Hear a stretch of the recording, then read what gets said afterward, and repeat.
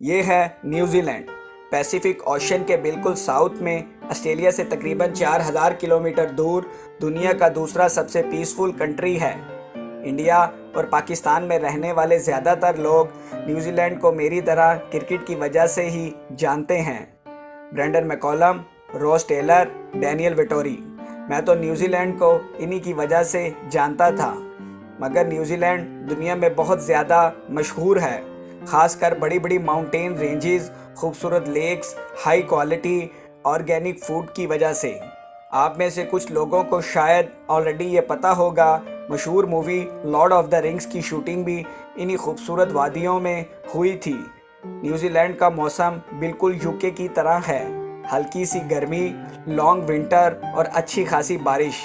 इसके बावजूद न्यूजीलैंड की पॉपुलेशन यूके की पॉपुलेशन का 7% भी नहीं। अगर आप न्यूजीलैंड का ये मैप देखें तो आपको नज़र आएगा कि 80% न्यूजीलैंड बिल्कुल खाली है, वहाँ कोई नहीं रहता।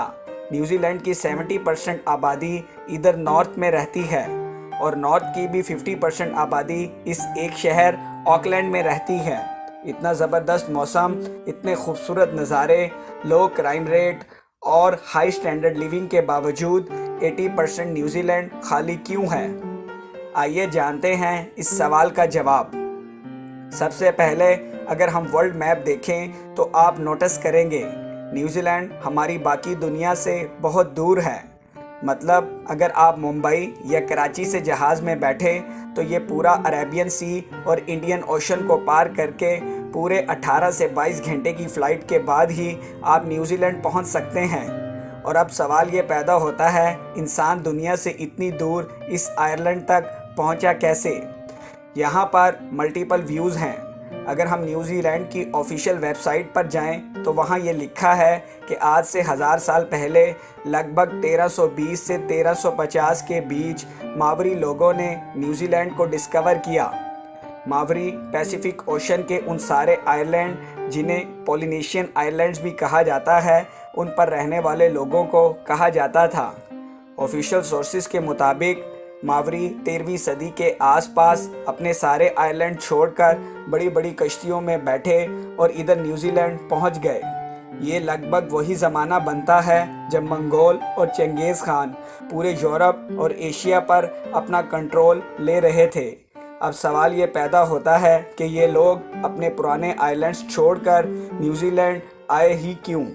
इस सवाल का जवाब हासिल करने के लिए हमने जब रिसर्च की तो कुछ आर्टिकल्स से पता चला कि मावरी के अपने रिकॉर्ड्स में थोड़ा सा डिफरेंस है। मावरी ट्रेडिशंस के मुताबिक न्यूजीलैंड 13वीं सदी में नहीं बल्कि उससे 500 साल पहले अराउंड 750 एडी में कूपे नाम के एक मावरी ने डिस्कवर किया था। कूपे एक फिशरमैन था जो अपने और अपने ट्राइब के लिए मछलियाँ पकड़ता था।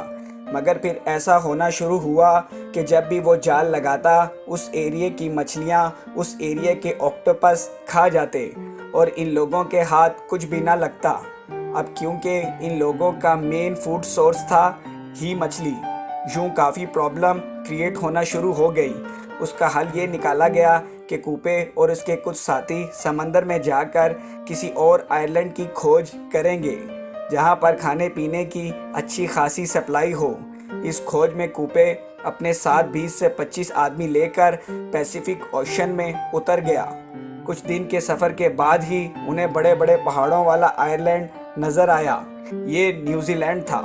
सी फूड, भेड़ बकरियों और फलों से माला माल आयरलैंड जिस पे कोई दूसरा इंसान नहीं था। ये कूपे और इसके ट्राइब के लिए परफेक्ट जगह थी। कूपे ने अपने चंद साथियों को वापस पॉलिनेशियन आइलैंड्स वापस भेजा ताकि वो बाकियों को इस आइलैंड की खबर दे और यूं न्यूजीलैंड में मावरी लोग आबाद होना शुरू हुए।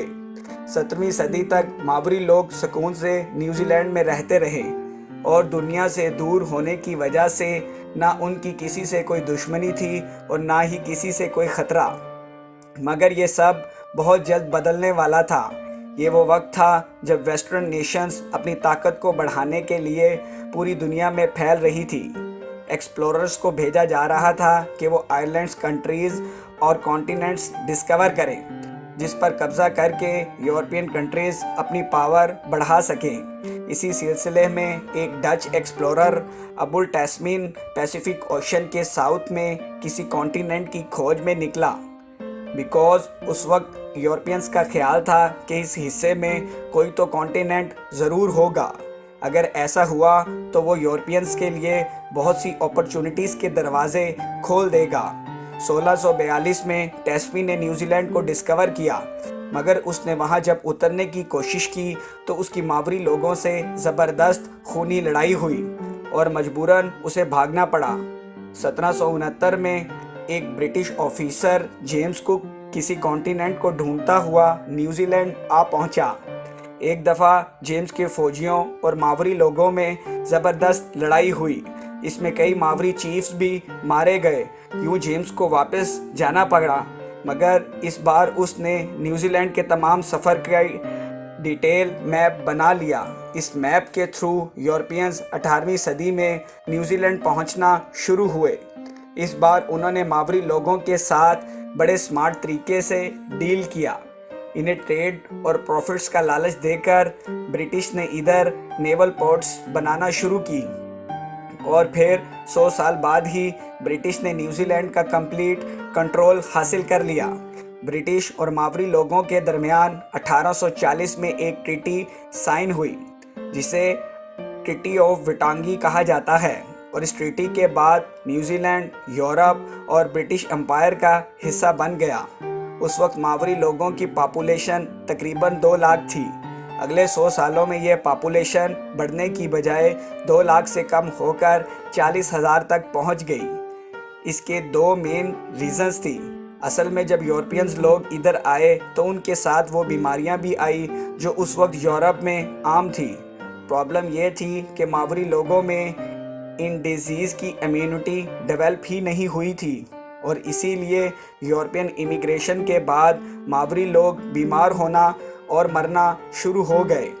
दूसरा, 19वीं सदी में न्यूजीलैंड बहुत वायलेंट जगह बन चुका था। ट्रीटी ऑफ विटांगा के सिर्फ 5 साल बाद ही ब्रिटिश और लोकल मावरी के दरमियान लैंड ओनरशिप को लेकर एक सीरीज़ ऑफ वॉर शुरू हो गई जो अगले 40 साल तक चलती रही, और इन वॉर्स में बहुत से मावरी लोग मारे गए।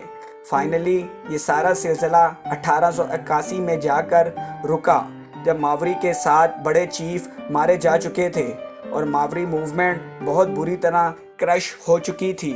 जब तक ब्रिटिश भी ये समझ चुके थे कि लोकल्स को डेवलपमेंट प्रोसेस में इंक्लूड किए बगैर आगे नहीं बढ़ा जा सकता, और इसीलिए इन वॉर्स के फ़ौरन बाद ब्रिटिश गवर्नमेंट ने लोकल्स को हर डेवलपमेंट प्रोसेस में की रोल्स देना शुरू कर दिए। इसी तरह न्यूजीलैंड में फाइनली पीस और प्रोग्रेस का सफ़र शुरू हुआ। लेकिन फिर भी न्यूजीलैंड का इतना ज़्यादा हिस्सा खाली क्यों है, और सारे लोग इधर नॉर्दर्न आयरलैंड में ही क्यों रहते हैं? असल में न्यूजीलैंड का ये रीजन खाली इसलिए है कि इस सारे हिस्से में रहना या कंस्ट्रक्शन करना तकरीबन नामुमकिन है। न्यूजीलैंड के इस पार्ट में हर तरफ माउंटेन रेंजेस हैं, सारे एरिया में हर तरफ ऊंचे ऊंचे पहाड़ हैं, और ज़मीन इतनी अनइवन है कि इवन बेसिक इंफ्रास्ट्रक्चर जैसे रोड वगैरह बिल्ड करना भी नामुमकिन है। पहाड़ों के इस तरफ ज़मीन बहुत खुश्क और इनफर्टाइल है, जिसकी वजह से यहाँ पर काश्तकारी करना भी मुमकिन नहीं। इसीलिए न्यूजीलैंड की मेजॉरिटी पॉपुलेशन इधर नॉर्दर्न आइलैंड्स पे रहती है। पॉपुलेशन शॉर्टेज के इस मसले को हल करने के लिए न्यूजीलैंड गवर्नमेंट ने वर्ल्ड वॉर 2 के बाद इमिग्रेशन पॉलिसीज़ चेंज करना शुरू की। इससे पहले न्यूजीलैंड में नॉन वाइट लोगों की एंट्री मना थी, और इसी वजह से न्यूजीलैंड की पॉपुलेशन 1950 तक स्टैग्नेंट रही। और इसके बाद जब ये पाबंदी ख़त्म हुई तो एशिया, स्पेशली चाइना, फिलीपींस और इंडिया से आकर लोग यहाँ आबाद होना शुरू हुए। न्यूजीलैंड की पॉपुलेशन में फाइनली बूम आना शुरू हुआ। आज न्यूजीलैंड की पॉपुलेशन का ऑलमोस्ट 27% इमिग्रेट्स या वो लोग हैं जो न्यूजीलैंड से बाहर पैदा हुए थे। इमिग्रेट्स की मेजॉरिटी ऑकलैंड और इसके आसपास के एरिया में रहते हैं, और यही वजह है कि ऑकलैंड दुनिया की लीस्ट अफोर्डेबल सिटीज़ में से एक है बिकॉज लैंड सप्लाई कम है और डिमांड हाउसिंग की ज़्यादा है। इस प्रॉब्लम को हल करने के लिए न्यूजीलैंड गवर्नमेंट अब लोगों को $8,000 तक की ग्रांट दे रही है ताकि वो ऑकलैंड से 100 किलोमीटर दूर विकाटो में शिफ्ट हो जाएं, ताकि ऑकलैंड के हाउसिंग मार्केट पर प्रेशर कम हो और प्राइसेस को नॉर्मलाइज किया जा सके। एक बहुत इंटरेस्टिंग चीज़ ये है कि न्यूजीलैंड की सारी agricultural industry animal meet export करने पर चलती है। इधर नॉर्दर्न आयरलैंड में बारिश की वजह से ऐसी लश ग्रीन ज़मीन है जिसकी वजह से इधर बेशुमार भेड़ बकरियां और गायें पाई जाती हैं। न्यूजीलैंड की पॉपुलेशन लगभग 50 लाख के करीब है, जबकि एक एस्टीमेट के मुताबिक यहाँ पर भेड़ बकरियों की पॉपुलेशन ऑलमोस्ट 3 करोड़ है और इसीलिए न्यूजीलैंड दुनिया में सबसे ज़्यादा मटन और शीप वूल एक्सपोर्ट करने वाला कंट्री है। न्यूजीलैंड का 95% मीट बाहर एक्सपोर्ट होता है। 2019 में इस एक्सपोर्ट से न्यूजीलैंड ने $46 बिलियन का रेवेन्यू कमाया। न्यूजीलैंड दुनिया की 50वीं बड़ी इकॉनमी है। इस इकॉनमी का main source of revenue agricultural export है। $40 बिलियन सिर्फ गोश्त की एक्सपोर्ट से कमाना अनबिलीवेबल चीज़ है और ये इंडिया, पाकिस्तान और बांग्लादेश के लिए एक मोटिवेशन होनी चाहिए क्योंकि ये तीनों एग्रीकल्चरल कंट्रीज़ हैं। आप लोगों के प्यार भरे कमेंट्स और लाइक्स का बहुत बहुत शुक्रिया।